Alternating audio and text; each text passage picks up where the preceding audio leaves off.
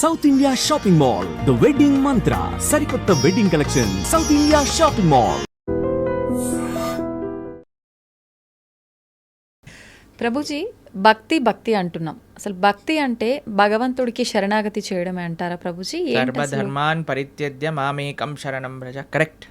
భక్తి అంటే భగవంతుడికి శరణాగతి చేయడం. అసలు శరణాగతి అంటే ఏంటి? స్వామి, నీవు నచ్చింది చెయ్యి, నీకు నచ్చింది, నీకు ఏది కరెక్ట్ అనిపిస్తే అది చెయ్యి. ఒక బేసిక్ ఆస్పెక్ట్ ఆఫ్ శరణాగతి ఏంటి అని అంటే, భగవంతుడి పట్ల మనం డిమాండ్ చేయకూడదు, నాకు ఇది మంచిది ఇదే చేయాలి నువ్వు. అలా కాదు, అయ్యా నువ్వు ఏం చేసినా సరే నాకు మంచే చేస్తావు అని మన మనసులో ఉండే భావన. అవశ్య రక్షివో కృష్ణ, నువ్వు తప్పకుండా నన్ను రక్షిస్తావు స్వామి, నువ్వేం చేసినా కరెక్టే చేస్తావు, కాబట్టి నువ్వు నచ్చింది చెయ్యి తండ్రి అని ఫస్ట్ అన్నిటికంటే బేసిక్ విషయం చెప్తున్న శరణాగతిలో. కనీసం ఇది భగవంతుడి దగ్గర అనగలగాలి. కానీ భగవంతుడి దగ్గరికి ఇప్పుడు పూజలు, వ్రతాలు, నోములన్నీ స్టార్ట్ అయిపోతున్నాయి కదా.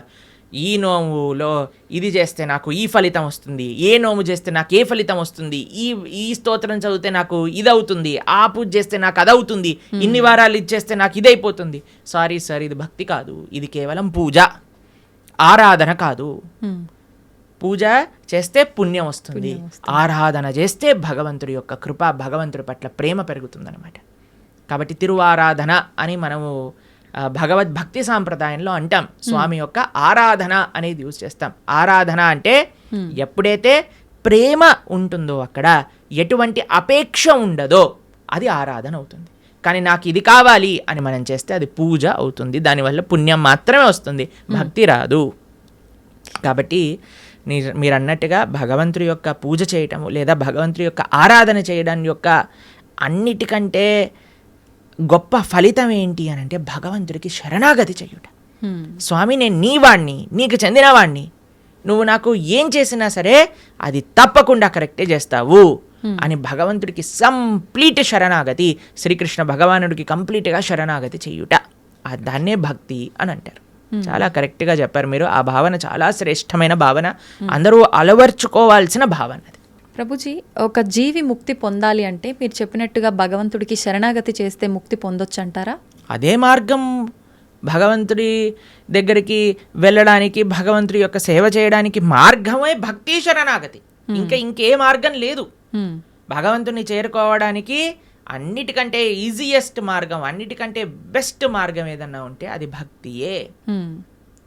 ఆ భక్తి తప్ప సమాశ్రితాయై పదపల్లవప్లవం మహత్పదం పుణ్య యశోమురారే భవాంబుదిర్వత్స పదం పరం పదం పదం పదం యద్విపదాం న తేషాం అని అంటారు.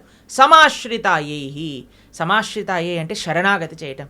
ఎవరైతే భగవంతుడి యొక్క శ్రీచరణాలను ఆశ్రయిస్తారో అటువంటి వాడికి ఏమవుతుందట, ఇంత పెద్ద సంసార సాగరం అంటాం కదండి, సంసార సాగరంలో కొట్టి ముట్టాడుతున్నాం అంటారు కదా, ఆ సంసార సాగరం ఎంత అయిపోతుందట అంటే ఒక గోవు దూడ పాదం ఉంటుంది కదండి, దూడ కానీ బురదలో పాదం పెట్టింది అనుకోండి, ఇంత చిన్న హోల్ అవుతుంది, దాంట్లో ఎంత నీళ్లు ఉంటాయి? తక్కువగా ఉంటాయి. అన్ని నీళ్ళు అయిపోతుందంటే ఈ సంసార సాగరం మొత్తం ఎవరైతే భగవంతుడికి శరణాగతి చేస్తారు. అంత నీటిని ఎంత సులభంగా దాటొచ్చండి, ఒక పాదం పెడితే సరిపోతుంది, దాటి అంతే. అలా సంసారాన్ని దాటేయచ్చట ఎవరైతే భగవంతుడి యొక్క పాదాలకు శరణాగతి చేస్తారు. కాబట్టి ముక్తి కావాలి, భగవంతుడి దగ్గరికి వెళ్ళి భగవంతుడి యొక్క సేవ చేసుకోవాలి అని అనుకున్న వాళ్ళకి ఏకైక మార్గం ఏమిటి అని అంటే అది భక్తి శరణాగతి మాత్రమే, ఇంకా ఏ మార్గము పని చెయ్యదు.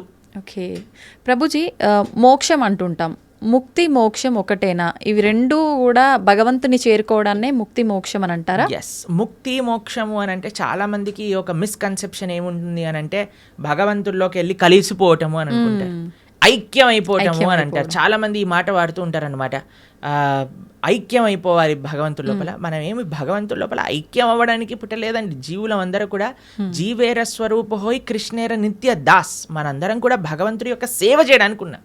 ఇప్పుడు చూడండి, ఒక చిన్న పిల్ల ఉంది, ఆవిడికి అమ్మ అంటే చాలా ప్రేమ ఉన్నప్పుడు ఆ చిన్న పిల్ల వచ్చి అమ్మతోటి, అమ్మ మళ్ళీ నేను నీ పొట్టలోకి దూరిపోతాను, నీ శరీరంలోకి వెళ్ళిపోతాను అని అంటే, ఒరే శరీరంలోకి వెళ్ళటం ఏంట్రా, నువ్వు అమ్మ అంటే ప్రేమ ఉంది అని అంటే నువ్వు ఏదో ఒక సేవ చేయాలి, అమ్మకి నచ్చినట్టుగా ఉండాలి, అమ్మకి నచ్చే విధంగా ఉండాలి, అదే సేవ కదండి. అమ్మ పొట్టలోకి వెళ్ళిపోవటం ప్రేమనా లేదా అమ్మకి నచ్చే పనులు చేయటం ప్రేమనా? నచ్చే పని చేయటం. కాబట్టి భగవంతుడి యొక్క భక్తి, భగవంతుడి ముక్తి అని అంటే భగవంతుడు లోపలికి వెళ్ళిపోవాలి అని కోరుకోవటం కాదు, భగవంతుణ్ణే అయిపోవాలి అని చాలామంది అనుకుంటూ ఉంటారనమాట. కానీ అది కాదండి ముక్తి అంటే. ముక్తి అంటే భగవంతుడి యొక్క సేవ చేయటం. భగవంతుడి యొక్క సేవ కాదు, భగవంతుడి యొక్క భక్తుల యొక్క సేవ. భగవంతుడి యొక్క భక్తుల యొక్క సేవ కాదు, భగవంతుడి యొక్క భక్తుల యొక్క భక్తుల యొక్క సేవ. భగవంతుడి యొక్క భక్తుల యొక్క భక్తుల యొక్క సేవ కాదు, భగవంతుడి యొక్క భక్తుల యొక్క భక్తుల యొక్క భక్తుల యొక్క సేవ. దాసానుదాసో తవ పాదేయిక మూలం. ఇది ముక్తి అని అంటే. మనం చాలామందికి ప్రశ్న, ఒకవేళ మనకి ముక్తి వచ్చేసింది అనుకోండి, భగవంతుడి దగ్గరికి వెళ్ళిపోవాలి, ఏం చేస్తాము? సేవ చేసుకుంటాం. ఎస్, సేవ చెయ్యాలి అనే వాళ్ళకే అక్కడికి అలౌడ్ ఉంటుంది, లేకపోతే అలౌడ్ ఉండదు అనమాట. నేను కూడా మీరు వైకుంఠానికి ఎందుకు వెళ్తున్నారండి అని వీసా స్టాంపింగ్ వాళ్ళు అడిగారు అనుకోండి, ఏం లేదండి మేము కొద్దిగా మాకు వైకుంఠం చూసి రావాలని ఉందనుకోండి, రిజెక్ట్ అనేసిస్తారు. టూరిస్ట్గా వెళ్ళలే మనం వైకుంఠానికి, పర్మనెంట్ రెసిడెంట్గానే వాళ్ళు వీసా ఇస్తారు. ఆ పర్మనెంట్ రెసిడెంట్లో కూడా పర్మనెంట్ ఎంప్లాయ్మెంట్ ఉంటుందన్నమాట మనకి భగవంతుడి యొక్క సర్వీస్. ఎవరైతే ఎంజాయ్మెంట్ మెంటాలిటీ ఉంటుందో వాళ్ళకి పరలోకానికి ఎలౌడే ఉండదు. ఎవరైతే సేవాభావనలో ఉంటారో వాళ్ళకి మాత్రమే భగవంతుడి దగ్గరికి ఎలౌడ్ ఉంటుంది. ప్రభుజీ, జీవాత్మ అంటుంటారు, జీవుడు జీవాత్మ రెండు ఒకటేనా, వేరు వేరంటారా? ఎస్, మనకి 3 రకాల శరీరములు ఉంటాయి. ఇప్పుడు మీరు చూసే దాన్ని స్థూల శరీరము అని అంటారు. అంటే చర్మము, బ్లడ్, బోన్స్ వీటన్నిటితో ఉండే స్థూల శరీరం అంటారు. దీంట్ లోపల సూక్ష్మ శరీరం అని ఉంటుంది. మన బుద్ధి అహంకారములతో స్థూల శరీరం ఉంటుందన్నమాట.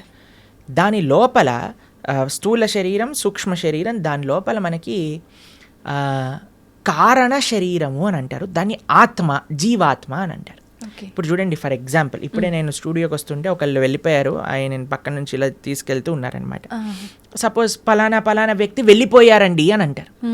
వెళ్ళిపోయారు అని అంటే ఇక్కడే కదండి మన ముందే కనిపిస్తున్నారు కదా. మరి వెళ్ళిపోయారు అని ఏం వెళ్ళిపోయింది? ఆత్మ. ఇదే బేసిక్ అండర్స్టాండింగ్. కానీ ఎంతమందికి ఈ విషయం గురించి, అరే ఆత్మ వేరు శరీరం వేరు అని మనం గుర్తించేసామనుకోండి, ఈ శరీరం పైన అంత ఇన్వెస్ట్మెంట్ ఎందుకు చేస్తాం చెప్పండి? అస్సలు ఎవరైనా అద్దెల్ని అలంకరించుకుంటారా? మీకు ఈ స్టూడియో అంటే జస్ట్ రెంట్కే ఇచ్చారంటే మీరు ఒక ₹1 కోటి పెట్టి దీన్ని రీమోడిఫికేషన్ చేస్తారా? లేదు, ఆలోచిస్తాం ప్రభుజీ, ఖచ్చితంగా ఆలోచిస్తాం. ఎప్పుడైతే మన సొంత ఇల్లు ఉంటుందో అక్కడ అలంకరించుకుందాం అని అనుకుంటారు కదా. కానీ మనందరం చేసే పని ఏంటి? ఇది తెలుసు, అరే ఈ శరీరము పర్మనెంట్ కాదు, అయినా సరే మనం ఈ శరీర పోషణలో ఉన్నాం. కానీ శరీర పోషణలో ఉండద్దు అని చెప్పట్లేదండి, కానీ ముఖ్యమైన ఆత్మని మర్చిపోరాదు. అది అన్నిటికంటే ముఖ్యం. జీవాత్మ మనము అని అంటే, ఇప్పుడు చూడండి, ఇది నా చెయ్యి అంటాం, నా చెయ్యి, నా షర్ట్, నా వాచ్, నా తల, నా కళ్ళు. మరి నువ్వెవరు? నా నా నా నా అంటున్నావు కదా, మరి నువ్వెవరు అని కానీ మనం ప్రశ్న చేసుకుంటే మనకు తెలుస్తుంది, మనం ఈ శరీరం కాదు. శరీరం అయితే మరి ఆ వ్యక్తి అలానే ఉన్నాడు కదా, వెళ్ళిపోయారు అని ఎందుకు అంటున్నారు? జీవులం మనం, మనందరం కూడా ఆత్మ, అదే జీవాత్మ అంటారు. కేవలం ఈ 3 కాదండి, ఇంకొక ఆయన కూడా మన శరీరంలో ఉన్నారు, ఆయన పరమాత్మ. మన హృదయంలో, హృదయ స్థానంలో 2 ఉంటారు వ్యక్తులు, జీవాత్మ, పరమాత్మ, 2. జీవాత్మ ఎప్పుడైతే పరమాత్మను తెలుసుకొని పరమాత్మకు శరణాగతి చేసి పరమాత్మ సేవ చేస్తారో దాన్నే ముక్తి మోక్షము అనేది. కాబట్టి జీవుడు జీవాత్మ 2 ఒకటే. జీవాత్మ ఒకళ్ళు, పరమాత్మ ఒకళ్ళు. పరమాత్మని తెలుసుకోవటమే జీవుడి యొక్క లక్ష్యం.